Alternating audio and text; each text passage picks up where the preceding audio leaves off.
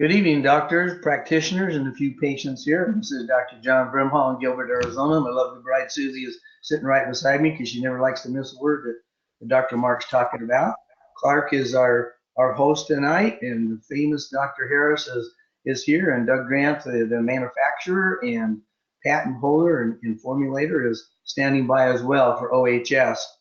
Dr. Mark Harris and Dr. John Brimhall and Doug Grant are the formulators for OHS of whole food, natural, pre-digested, and some of them fermented to allow the best digestion and absorption possible in the industry. I have formulated for 4 different companies, including myself, and there's nothing like what we have in any other company because it's patented and formulated through Doug's office there. So I have the great privilege of introducing Dr. Mark Harris today. Is both an MD, medical doctor, and a naturopathic doctor, as well as has 3 PhDs. Dr. Mark reads the literature in 3 languages, German, Russian, and English. He speaks 7 languages, and you just can't understand half the things he says unless he slows down for us normal people. But he has a photographic memory and has read the literature since he's about 3 and can correlate these head and give us out the end product. So without further ado, I'll introduce you to my best friend next to my wife, and one of the geniuses, probably the genius of the present time, Dr. Mark Harris. Well, thank you very much, Dr. John. Now, as you were saying, we all you and I and Doug, we all formulate for OHS, but we're talking about fasting. And when you're fasting, probably the most uniquely individual therapy because it costs less to do it than even not fasting. So let's get right into this. Basically, as we think of fasting, we tend to think of really this kind of guy and really what we call aesthetic. And this is the kind of guy we think of. We think of this kind of what we call perhaps emaciated dude eating a piece of bread, but that's more the aesthetic type people. That's a philosophy, but it's not really what we talk about for fasting. Then we also kind of think of people living in a cave with a pretty good view. It looks like maybe a golf course way back when they were playing golf a couple thousand years ago. But no, this is not really what we call health fasting or medical fasting. So let's kind of look a bit at that. And this guy's in the cave looking out, but no, that's not really what we're talking about. So now when we talk about fasting, there's lots of different ways people think about fasting. So one of the first things we'll talk about here is what we call a juice fast. And basically in a juice fast, you have some juice, there's breakfast, there's lunch for dinner. But let's kind of get a little terminology straight. A juice fast, it'd be better called a reduced calorie diet because truly a fast is not eating anything. So let's call this a reduced calorie diet because you're still getting calories. Yes, you're getting perhaps very healthy calories, and you don't think of many people doing a meat fast, but perhaps that's something we just introduced and will become popular, but I don't think it will ever go there. So one method of fasting that is done is called an intermittent fast. And you can think of any time you're not eating as an intermittent fast between breakfast and lunch, between lunch and dinner, or between snacks, or between dinner and breakfast. But let's get a little more formal with this. Okay, so intermittent fasts, there's many ways of doing this. So one, you eat every other day, and that's one way of doing an intermittent fast. Another way is lowering the amount of time where you eat, where perhaps you would maybe have maybe you'd have breakfast, then you'd have your last bite about 6 hours later after lunch, or alternatively, you'd have lunch around noon, finish eating dinner around 7 or something like that. Okay, then other diets have come up, one called a 5-2. This was first put out by Michael Mosley. He was at BBC. He's a medical doctor, but never truly practiced medicine, more of a medical journalist. So this is where 2 days a week you eat 500 calories, and the other 5 days, as some people put out, whatever the heck you want, but frankly, I don't think that's really the way to go. And this is often very much the way that Walter Longo, what he calls a fasting mimicking diet, pretty much the same kind of thing going on here. Okay, and that's what we're talking about there. And Walter Longo's at UCLA, and he's actually found somebody to actually study fasting, but then you can go on his website and for $500 or $600, follow his fast for 3 months with the various things he wants you to buy. So not truly a fast. Okay, now liquid fasts, there is broth fasts, and people often ask, how about bone broth? Well, there's one thing about bones I just don't like. They have high affinity for lead, and so you soak a bone for several hours in water to make a broth, you got lead, but you still got some kind of calorie in there. Okay, then a very interesting one came up from this guy by the name of Stanley Burroughs, not a doctor, not really anything known, called the Master Cleanse. Now in the Master Cleanse, basically Stanley had the idea that you would have maple syrup, you would have cayenne pepper and lemon, and he figured all the nutrients you needed were in the maple syrup, and to make protein, you could get all the nitrogen you needed from breathing air. Well, as I said, this guy was not a scientist or a doctor, and the amount of maple syrup ended up being at least a couple thousand calories a day of pretty much refined carbohydrate. So I don't think the Master Cleanse is a cleanse at all. It's a recipe for type 2 diabetes. So this is what it looked like. Lemons, cayenne pepper, and maple syrup. And I know after a couple days of that, all you're going to be craving is lemons, cayenne pepper, and maple syrup. Now, frankly, I like cayenne pepper, but you can't live on cayenne pepper alone. Sometimes you need a few habaneros. All right, well, that's beside the point. Okay, so again, and then the juice, you made this into a juice. You put lemon in there, you put the cayenne pepper, you put the maple syrup, so it was spicy lemonade. And you drank as much as you wanted all day long. Well, that's not a fast. That is a not even reduced calorie diet, because you do as much as you want. It's an awful lot of sugar. Okay, so let's move beyond that now. Okay, so there's a bizarre type of fast called a dry fast, where you do not have water, you do not take a shower, you don't brush your teeth, you don't wash your car, you don't go out in a storm. So basically, this is not really, the medical literature has a few of this being done over approximately 24 hours, and that's mostly from various religious traditions, but there's no data that shows it has any particular health benefit above what a water-only fast would be, and I wouldn't consider it to be really safe, much more than 24 hours, perhaps even 48. So, okay, so let's look at a couple things. A lot of the literature talks about starving, but is fasting the same thing? Well, perhaps not, but let's just look at what happens when various things get into your body and what we do with them. So basically, we can burn either a protein here, a starch, or a sugar, and lipids, and we can make those into acetyl coenzyme A, and they can all be turned into that, and then we can use that to make energy.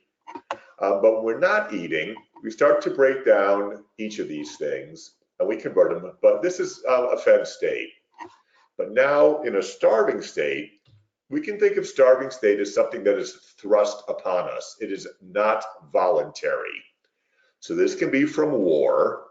This can be the great potato famine that went through Ireland. This can be something like the Dust Bowl and various times in history when food just wasn't available. So the difference here is you don't know when your next meal is coming from. And when you're fasting, by choice, you can break that at any time, or you know when it's going to be broken. So there's a big difference in mindset. And this is such a powerful thing, is what our emotions and our mind think for our body. It is not just the placebo effect. And we saw this really in some big events like the Holocaust and World War II, where some of the concentration camp prisoners walked out of there with nary a scratch because of their upbeat attitude. And the people who just thought, this is going to kill me, it really affected them to a much higher degree. Now, we've had various famines in the world as mentioned, and then you don't know where your next meal is coming from.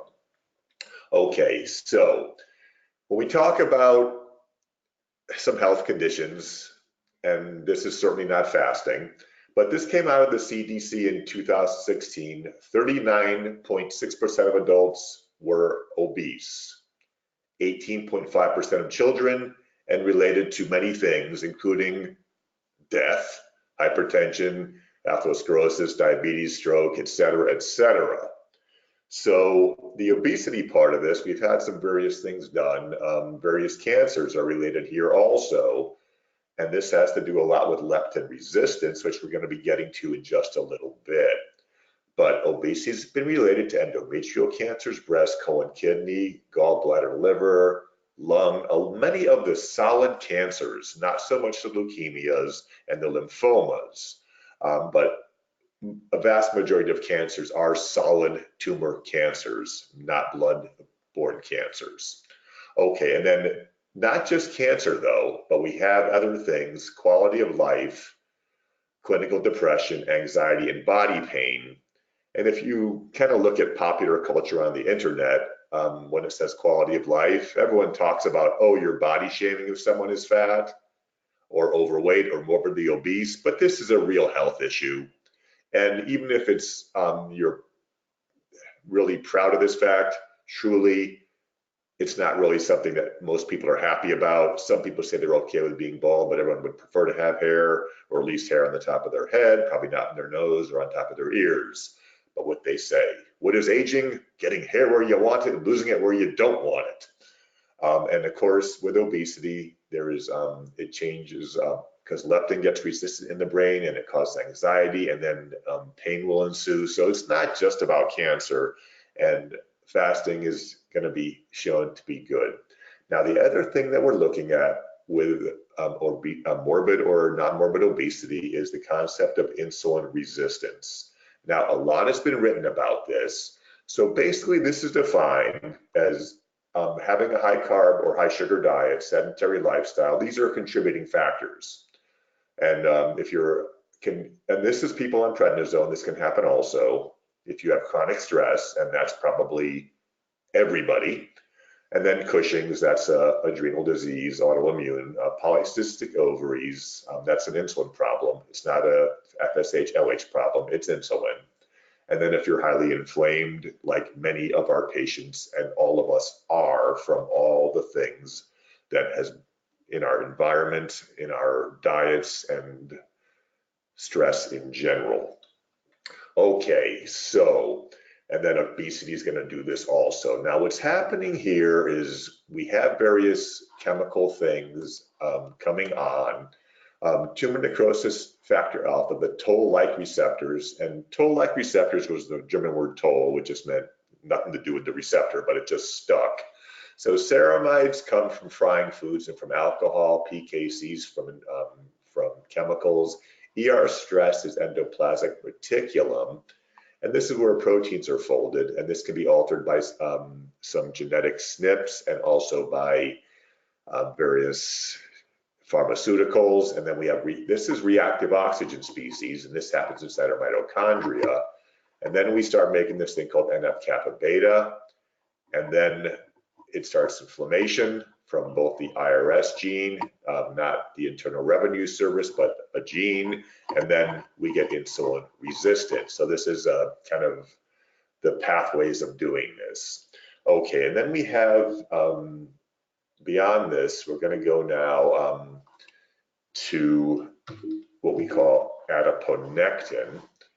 So let me just get us over there. Okay, so adiponectin is part of glucose regulation and fatty acid oxidation, which is how we make energy in our mitochondria.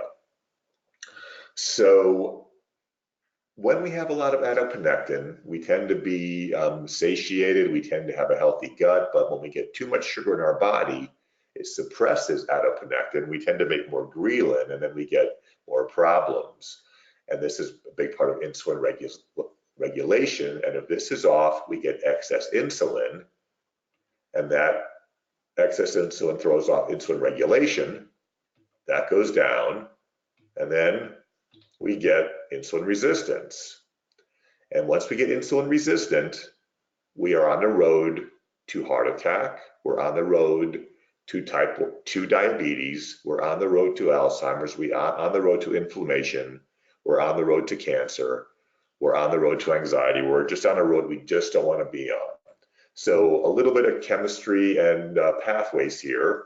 So basically, if we have our nice lunch, with the usual thing we get at one of our fast food joints, looks pretty good. I'm getting a little hungry. No. Okay, so fatty acid oxidation goes down, and we start just burning sugar, which is a less efficient fuel in our liver. And then gluconeogenesis goes up. We start storing sugar as glycogen in the liver, and then glucose uptake goes down because we're utilizing it. But then anything excess that we can support inside of our liver is packaged as VLDL, cholesterol, and triglycerides, because that's eventually going to go and deposit as fat, because now we got long-term energy storage. But the problem is we don't always utilize it efficiently, especially when we get resistant to leptin. And then obesity ensues. We get increases inflammation, adiponectin goes down, and then glucose goes up. We don't make as much energy. We don't do as much with glucose. Insulin is inhibiting the muscle and the liver, and then we lose nitric oxide, and then we start getting hypertension. So this is just a pathway that shows how all this stuff goes on. Okay, so, and then fibrosis, we get cardiac fibrosis as well, all things we don't want. Okay, we've alluded a couple times now to leptin. So leptin is produced by fat cells. So the way it's supposed to work is we eat, we make a little bit of fat, and leptin tells us we're full, and then we don't feel like eating anymore. So that's the ideal thing, and it tells us when we've reached satiety. Well, this all came, and then we had a couple studies on rats where there was a genetic condition where rats were leptin, they didn't make leptin. It was just a genetic SNP, they didn't make leptin, and they injected the rats with leptin, and they went from here to here. And then this was done again in another group, and genetic deficiency again. You give them leptin, they go down. So they thought, oh, you give leptin to rats, they get thinner. We'll give leptin to people. It's the holy grail we've been waiting for. So they tried it, and it didn't work. Because let's say you got a leptin-resistant rat that is not genetically deficient in leptin, but it's from the diet they were fed, then that rat is given leptin, and that's what they look like afterwards. And this is what happened with people. People weren't leptin resistant from their genetics. They were leptin resistant from having too much sugar and driving insulin up and creating the inflammatory pathway and creating leptin resistance. And then you don't get satiety when you eat, then you want to eat more. So it just creates this vicious circle of going round and round. Okay, now, when we talk about dieting and insulin resistance, we can talk about a diet and we can define it as a reduction in calories. So when you reduce your calories, that means eating less food. So you do that, and then eventually your metabolism slows down because you have fewer calories. So your body has fewer calories, so it slows metabolism. Then it leads to a weight loss plateau, where we have at first that diet, oh, this is working beautiful, and then all of a sudden, plateau. So now you start to get frustrated because you're not losing weight anymore. So you start to eat more, go off that reduced calorie diet because you didn't like it, but your metabolism is still slow.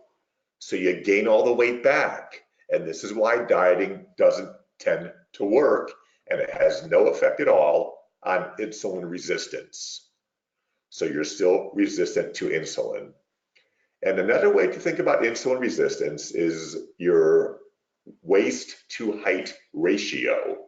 If you measure around your waist at the belly button, and it's more than twice your height, really two choices here. You can get taller, or we can try to reduce our waist. Okay, now metabolic syndrome, according to the National Institute of Health, it increases blood pressure, and they say anything over 135 over 85 is likely to be metabolic syndrome. They define blood sugar over 100. They define waist circumference, 35 plus inches for a woman and 40 plus inches for a man, and triglyceride levels over 150.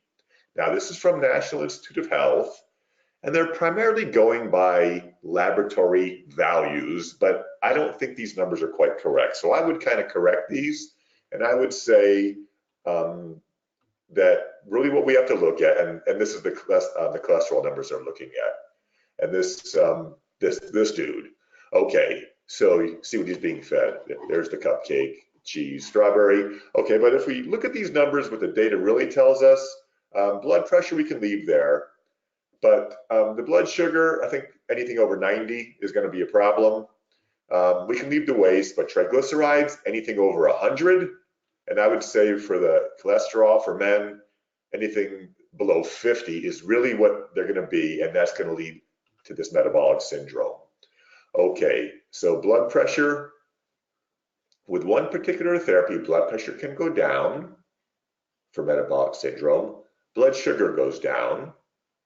Triglycerides go down, HDL cholesterol goes up, human growth hormone goes up. Otherwise, that's tough. Costs about $5,000 a week if you want to do it.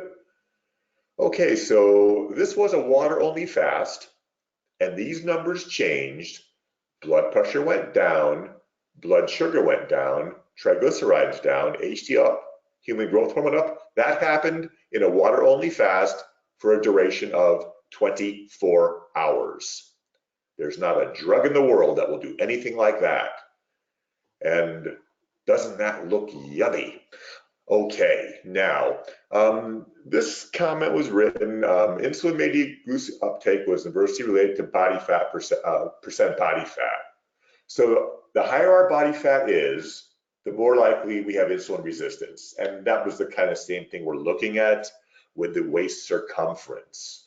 And any leptin remained a significant correlate of insulin-mediated glucose uptake. So this becomes a vicious circle. When sugar is in the body, it just leads to more adipose tissue, and then body fat percentage goes up, leptin resistance goes up, insulin resistance leads to metabolic syndrome. Okay, now we have a certain capacity to store glycogen and glucose in our body. The liver, 5 to 6% of its weight, it'll take glucose turned into glycogen to be used for energy for maybe 3 to 4 hours, unless you're exercising, you use it up a lot faster. And then muscle can hold about 1 to 2% only, but we have a lot more muscle than we have liver. So basically muscle tissue holds a lot, but it's used primarily in muscle tissue. It isn't really circulated for energy production, and it was long thought the brain only used glucose, and that's where our dietary recommendations for amount of glucose came from. But we've learned now that the brain can do something else. Okay, so we have a metabolic switch as such. So in one side of the switch, we have glucose. And then on the other side of the switch, we can burn fatty acids and we can burn ketones. And they are not the same thing, but we can make ketones from fatty acids. And that is how we make a ketone. Okay, so really we want the switch to be in this position for the fatty acid and ketones better. And then these are primarily used in the mitochondria for beta oxidation. And what we find, we can turn from burning glucose to burning ketones in about 12 to 36 hours of fasting. And we start making ketone, we start turning off glucose in 12 to 36 hours, and we start making ketones in 36 to 72 hours. Okay, Now, we're just going to show this. This will be a little busy, but I just want to show something here. Basically, you got your liver over here, and your liver, beta hydroxybutyrate is the main ketone we're going to make. So basically, if we're fasting or we're exercising, we deplete glycogen, and then the fatty acetyl-CoAs we beta oxidize those, turns them into 2-acetyl-CoAs. Then we go through this intermediate chemical, acetoacetate hydroxybutyrate, goes into the blood. Then this beta hydroxybutyrate is not just a fuel. This will turn on various genes, including brain-derived neurotrophic factor. You'll get more mitochondria, you'll get brain plasticity increasing, and then you're also going to make energy for ATP, and you're going to do this in your brain also in the astrocytes, and you're going to do this also can be used in your muscles. The only place you are typically not going to use ketones is in your liver where you make them. And now if you have some pretty significant liver pathology, you might not be able to make ketones either. Now we have a gene called PPAR alpha. Now PPAR alpha is stimulated by various things, and when PPAR alpha is active, we're burning fatty acids. When PPAR alpha is inhibited, we're not burning fatty acid and we're storing it. So now, and what stimulates PPAR? If it's stimulated too much, we just start storing fatty acids. This is stimulated by too much protein, by sugar, by insulin, by whey, by all kinds of stuff. And when it's turned on, well, if it's off, we store. Turned on, we do this, and it's also turned on by fasting. Okay, so let's look at a human perspective on fasting. And I know that doesn't look like too many humans. Okay, but basically at times wolves have to fast. They might eat every 1 to 2 weeks, and they're glucose and they can burn a fatty acid. But our closest living relative, which is a chimpanzee, if you look at their urinary ketones when they're fasted, they don't make any. Chimpanzees cannot make ketones, and they eat primarily fruit, and they make glucose out of that. Okay, now, basically, diabetes was kind of showed up in the literature in 1914. So we have the idea of a caveman eating protein, but now maybe that's what the caveman is eating, or maybe that's what they were adapted to eat and not this. But we've got a little more recent data. Okay, now ketone versus a sugar. Sugar will give you type 2 diabetes, will give you cancer, will give you Alzheimer's, will give you inflammation, and will change your microbiotics in your gut. And that's kind of a much bigger deal than we have time to go into this evening, but a very big deal. Ketones reverse type 2 diabetes. Ketones give you mental clarity. Ketones reverse Alzheimer's disease. Ketones reverse insulin resistance. And ketones reverse leptin resistance. Now, many endocrinologists will say ketosis will kill you, but we're talking about the difference between ketosis and ketoacidosis, where if you go into ketosis, in a couple of days, you'll start measured in the blood. You can get a ketone test strip meter from the company Precision. They make one that does both ketones and sugar. And you make it up to 3 if you're fasting, maybe to 5. If you got type 1 diabetes, your ketones will go at a minimum 10 up to 25. This is a deadly condition. This is ketoacidosis, which is different than ketosis. They are not the same thing. Okay, now we're talking about fuel. Any fuel is going to have a byproduct. If we're burning gasoline, it's not a completely clean fuel and we get a byproduct. If we're burning glucose, when we burn glucose, we're also burning in the presence of oxygen. We're going to make water and carbon dioxide, but we're also going to make, by burning the oxygen and the glucose, we make energy. We also make hydrogen peroxide, the hydroxyl radical, and the superoxide anion. So these are oxidative damage that are formed inside the mitochondria. Glucose is going to give us a pretty high amount of these things. Now, if we look at the next fuel, fatty acids, we're burning those. And now, if you look here, it looks the same, but if we look back, see how big this is written? We look at it's written smaller now because we have a little bit less hydrogen peroxide produced from fat than from sugar. We have less superoxide anion. We have less oxygen radical. If you look at ketones, we have little bitty amounts of those things. So that didn't, if they were side by side, you could have seen that better, but you can see they're much smaller. So basically with a ketone, we use less oxygen because it's a more efficient fuel, so we have less oxidative damage. So it's the most efficient fuel.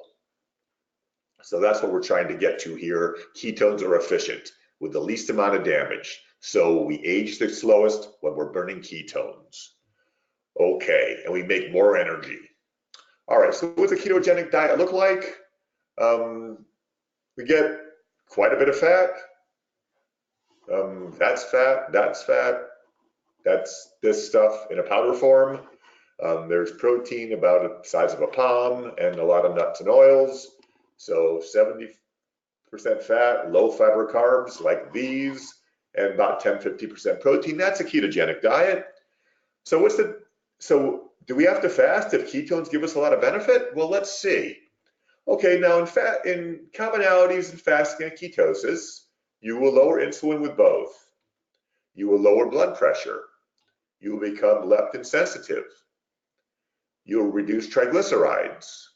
You will regulate blood sugar in both of these things. And you get lower blood sugar in your arteries. That's a good thing. But there's other things that we can do with fasting we can't do with ketosis.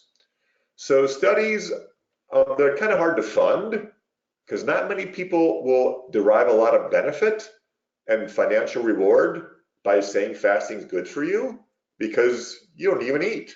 It doesn't cost really anything. So there's no money from big food. There's no money from drugs or supplements. So it's hard to do studies, but there have been some.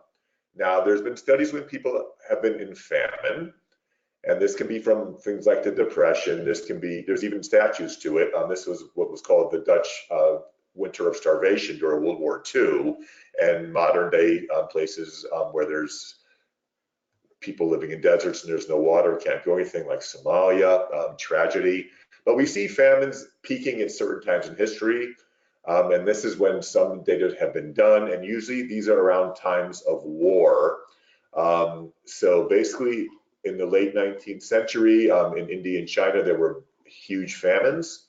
And then 1920s, we're getting into areas of the Dust Bowls, 20s and 30s, former Soviet Union, and then World War II, and then the Mao regime in China, and then we see now, this is in the 70s during Cambodia.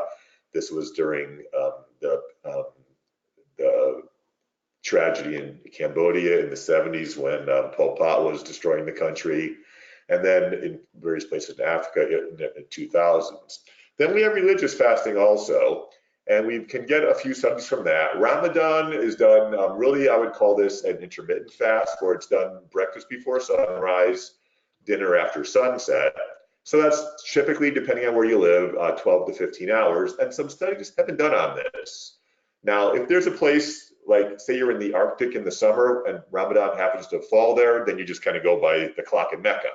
Otherwise, you're not fasting at all. But some studies have been done, and but it's typically, it shows benefit, absolute benefit. Blood markers get better. Glucose, triglycerides, cholesterol all go down. And that's in a 12 to 16 hour fast because they do it over a month. So that's been studied. Now in Christianity, we have Good Friday, Ash Wednesday, but basically no beef, chicken, ham, but you eat fish, eggs, milk, veggies, and grain. Not really a fast, just a change in food. So it's not really beneficial for studies. Okay, and then we have Jesus did 40 days. And this is in Matthew 4.2. This rather interesting quote in the Bible. After fasting 40 days and 40 nights, he was hungry. Not one of your more inspirational things in the Bible. But unfortunately, no studies were done at that time. Okay, so again, we have difficulties with studies. There's no money for them. Epidemiological studies, you ask people if they fasted, they tend to lie about it. And people don't remember what they eat. And the ethics, you really can't deprive people of food without their consent. You got to give them something, and probably not giving them that. But there have been a few. Okay, so Yuri Nikolaev was very influenced by his father, and little Yuri at the time, when he was, his father did 2 or 3 day water only fasts. This was, and his dad, whose name was Sergey, he read a book that really influenced him. This was called The Fasting Cure. This was written by Upton Sinclair, and he read this, and it really influenced him, and he really influenced little Yuri. So Yuri Nikolaev, he basically became a physician, and he was at the Moscow Institute for Science, one of your more prestigious scientific institutes. And he started to fast people based upon his upbringing, but he didn't really know how long to do this. But he was basically fasting people for 30 plus days, water only. And he wrote a lot of data, kept a lot of notes, handwritten, and did a lot of lab tests, kept a lot of the data, but it wasn't translated out of Russian. So I had the fortunate event that really, let's see, this was basically in the mid-70s. He wasn't there anymore, but they opened up a clinic in Siberia, and they've been fasting people. Even to this day, it's still open. And I got to go over and read just volumes of medical charts, but he didn't try fasting people for a lesser amount of time. So we don't know if 30 days was right. We don't know if 2 to 3 days was right. Okay, so ketogenic diet, you'll hit keto, you start making ketones typically in 3 to 6 weeks. Water only fast, you'll hit ketones typically in 3 days. Okay, so fasting in a ketogenic diet, this does not happen. In a fast, you make human growth hormone. In a fast, you increase your stem cells. Maybe a good amount, maybe you need more of them, but that's a different thing. And in fasting, you go into autophagy, which is cellular rejuvenation. So basically, fasting does things that ketogenic diet does not do, and it also gets you into ketones very quickly. But the other thing is, if you've never fasted before, we mentioned earlier that that first 12 to 36 hours you're burning sugar, but you're not burning ketones for another couple of days. You tend to get real hungry during that time. If you're burning ketones already and you go into fasting, you'll just breeze right through it. Okay, so there's been various books written on fasting, and maybe that's given us the information we want. Maybe that tells us how long to fast and what the benefits are physiologically in every respect. So this book came out, we mentioned this one before. Little Yuri got affected by this book. And that was in 1911 when this book was published. No physiology, no biochemistry, just a pretty gifted author pontificating about fast and what he did for himself. And then Joel Fuhrman wrote this book in 1995, Medical Doctor's Program for Conquering Disease, and Fasting and Eating for Health. More about healthy eating, a little bit about fasting, but again, no good thing on physiology, nothing much good in the biochemistry. Then this book came out in 2008, and this is opening the door to a deeper, more intimate, more powerful relationship with God. So this is a book about religious fasting, not about what it does on a health perspective. So this is not the fasting that we perhaps want to do because we didn't get any information. Then comes this book, The Complete Guide to Fasting by Jason Fung and Jimmy Moore, came out in 2016. Intermittent, alternative day, and extended. This seems like the answers we were looking for. Well, if you read the book, it doesn't really talk about too much what is the proper duration of a fast and what is why that duration of a fast, even though it talks about longer fasting, which didn't fully explain what a longer fast was, and it might be better for a more serious health condition, and shorter fast might be better, but again, wasn't completely strong. And really since 2016, a lot of the literature is really gearing ourselves toward intermittent fasting and many different ways to do it. Now, intermittent fasting gives some benefit. It will increase growth hormone. It will decrease metabolic syndrome. It will help a bit with stem cells, but it won't do it quite as much as a water-only fast. Now, the other big thing that we get primarily from the water-only fast is autophagy. And really, your cells can die one of three ways. You can have your cells become necrotic, and that is just pretty much ugly cell death. You can have apoptosis, and that is cell death, and you can have autophagy. This is really not cell death. It is, but it's cellular regeneration. So in the studies that have been done on some fasting, when they measure nutrients, the nutrients don't go down during a fast, and metabolism doesn't go down during a fast. So basically, the difference here is compared to a diet, you don't plateau. Now, I had a recent patient who went through a longer fast, and a little into it, I was getting a lot of emails. I can't do this. It's impossible. I can't do it, can't do it, can't do it. Then she comes in with her daughter and says she finished the fast in 14 days, lost 26 pounds, and then she went a little longer, and then she can't wait to do it again.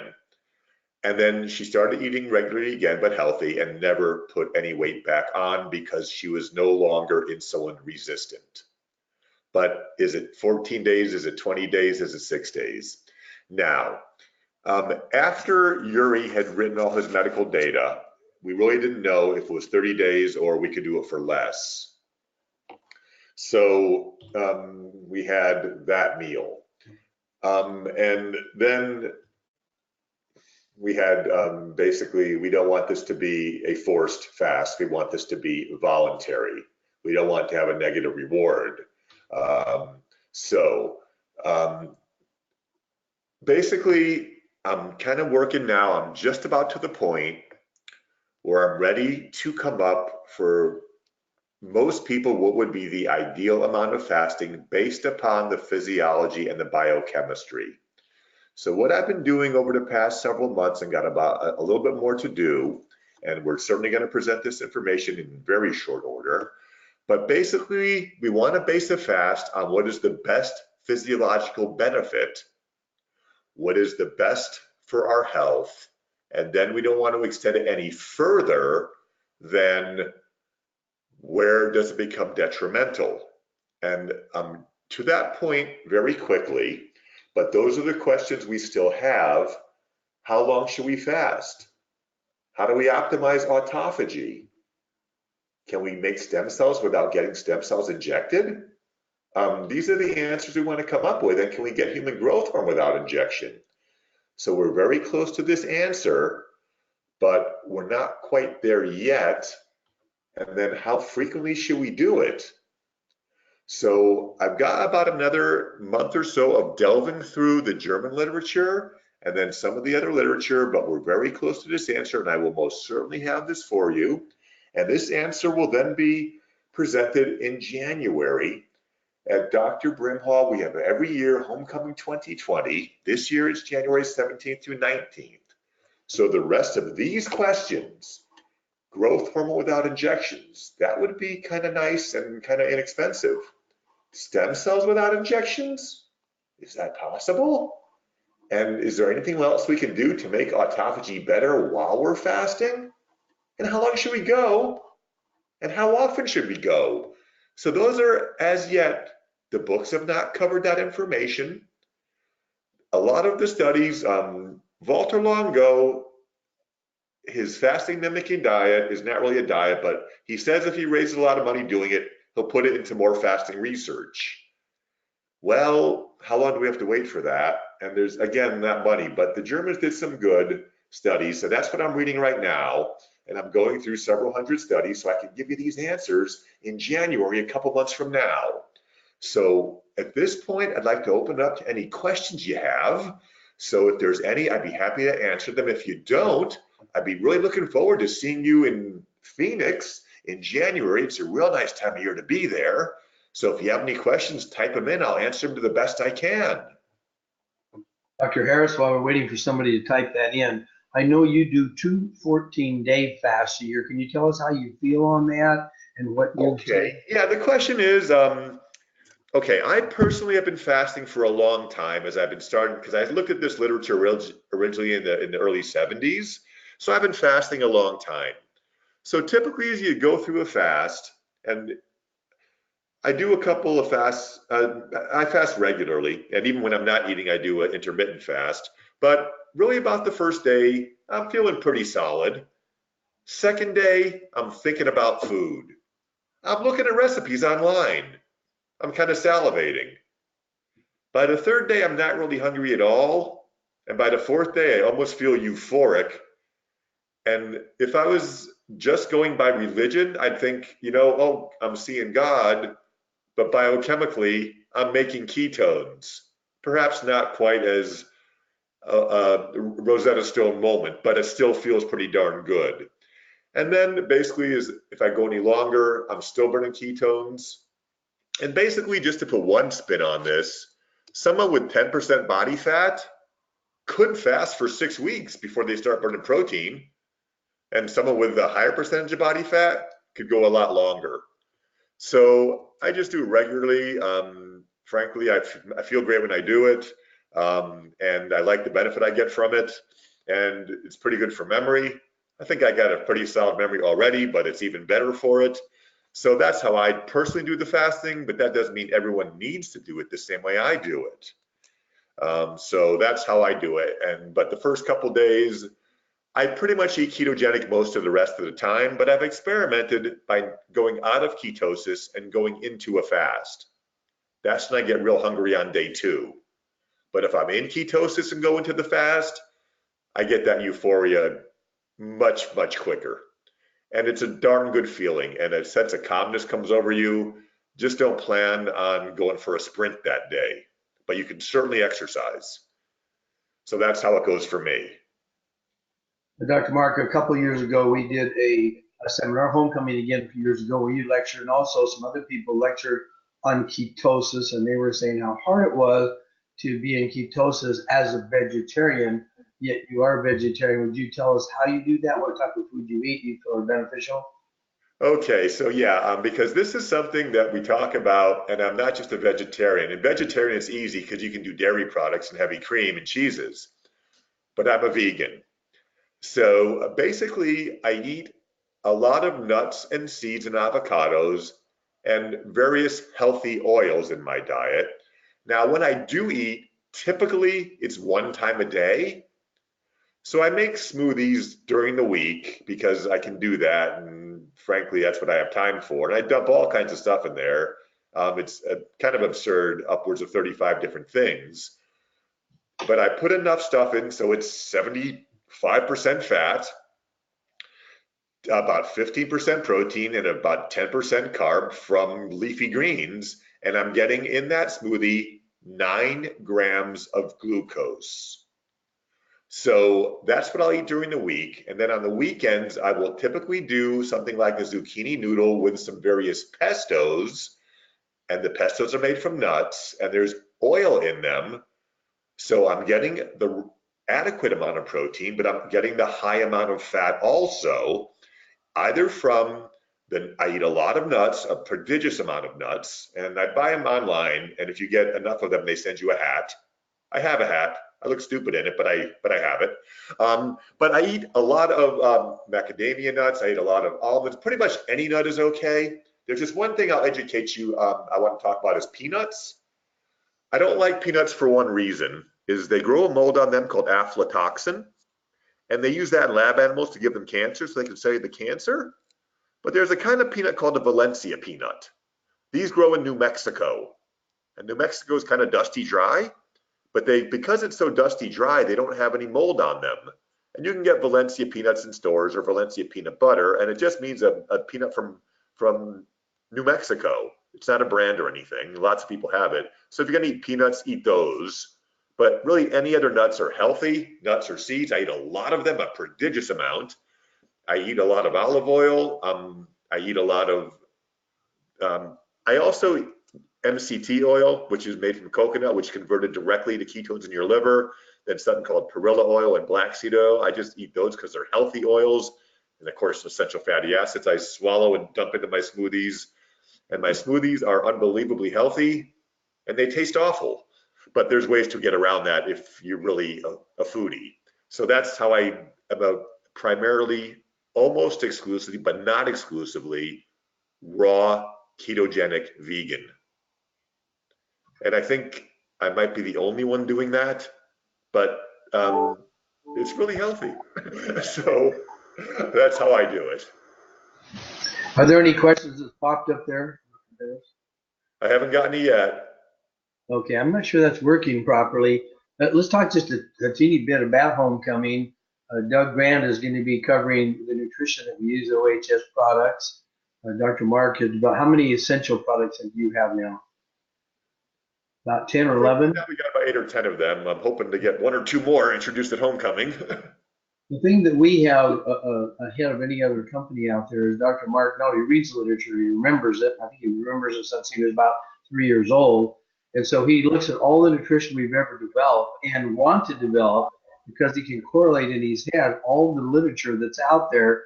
We make sure we not only have the right amounts, i.e. micrograms or milligrams, but we have exactly the best form of that product so it metabolizes. We have just a second here. I mean, we have 8 minutes.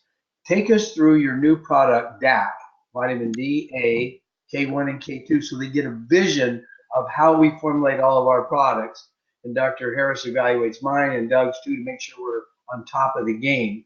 So I think we've got just enough time for you to do that because that's an incredible presentation. Okay, let's go through that then. Now, basically, I read a study in 2015 in the European Journal of Clinical Endocrinology, published December 15th of 2015. And it said that it's called the COPD study, not chronic obstructive pulmonary disorder, but Copenhagen vitamin D study. 242,640 people were in this study. So you can't call this a case study, but it said if vitamin D was between 70 and 90, it could increase your risk of heart attack. And that study was like a kind of bit like a kick in the teeth, but it's really the first study that said that. But now we've got 8 studies since that have said the same thing. So I started looking at this. Now, the vitamin D receptor is like many other receptors in the body, is that it complexes with something called the RXR receptor, retinoic acid, vitamin A. So when you have vitamin D and vitamin A, these code through a fairly complicated signaling pathway. It codes your genes to make 2 carrier proteins. So one of these carrier proteins is called osteocalcin. This takes calcium out of your blood and brings it to your nerves, your bones, and your muscles. Then there's one called matrix GLA. And actually, osteocalcin is also called matrix GLB, but it's not usually called that in too many places, so I'll leave that alone. And the matrix GLA takes the calcium out of your arteries and your kidneys and your brain, because over time, our pineal gland calcifies, which is why we don't sleep as much as we get older. So, but those 2 proteins have to be carboxylated or activated. That's done by vitamin K2. So you need vitamin D, vitamin A, and vitamin K2 all together, but there's 2 different vitamin K2s that are important, and one is called MK4, one is called MK7. And MK4 does certain things that MK7 doesn't do, and MK7 does things MK4 does not do. But other studies have shown that if you give people MK4, whatever dose you give them, it does not go up in their blood. But we found that phyloquinol, which is vitamin K1, turns into MK4. So the ideal formula will have vitamin D in it, vitamin A, vitamin K1, and vitamin K2, but we see a lot of formulas with vitamin D and vitamin K2.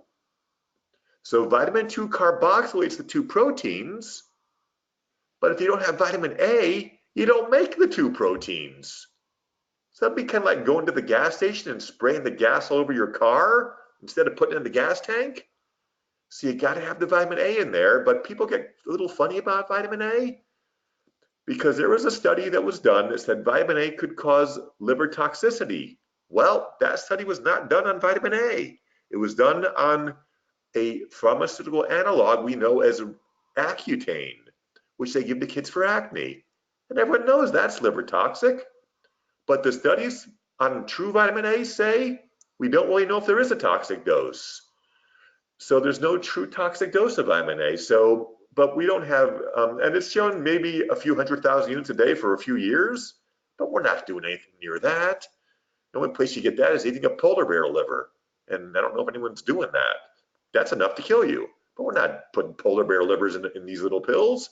So basically to do this properly, we have vitamin D, A, K1, and K2, and we're calling it DAC1 and 2.